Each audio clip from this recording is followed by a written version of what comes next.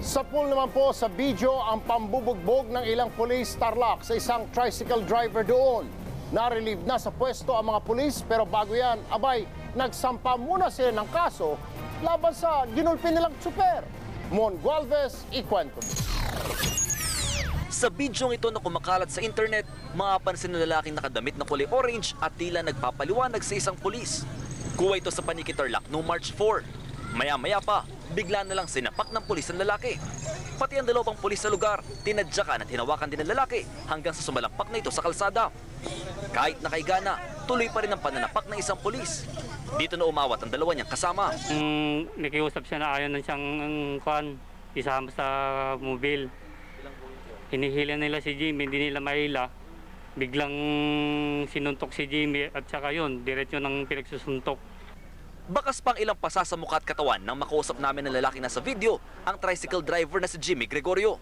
Makikita rin ang marka ng dalawang posas. Kung ako lang yung nandun, baka binaril kita, gumagano sila, sir. Pasalamat ka, wala ako nun, gumagano yung mga iba, sir. Aminado si Gregorio na nakainom siya noong March 4 at may nakalitang kapwa tricycle driver. Pero di raw niya matanggap ang brutal na pagdakip sa kanya ng mga pulis. Pagdating sa mga dati kong gawain na mabibigat, sir, halos hindi ko na masyadong magawa ngayon. Pinipilit ko lang, sir, kasi ang alam ng mga tao, sir, okay na ako. Hindi naman daw kukonsitin ng Paniki PNP ang ginawa ng mga pulis. Pero pakiusap nila, alamin din sana muna ang buong kwento bago husgahan ang kasama nila.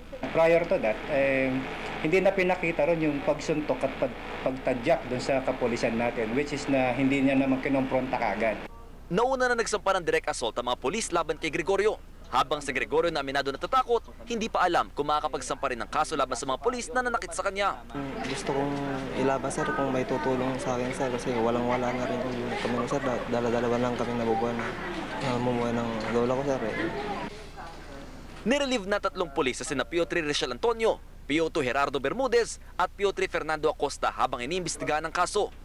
Hinihintay naman ng NAPOLCOM ang opisyal na report mula sa Paniki PNP para sa kanilang kaukulang aksyon. Mula rito sa Paniki Tarlac, Mon Gualvez, News 5.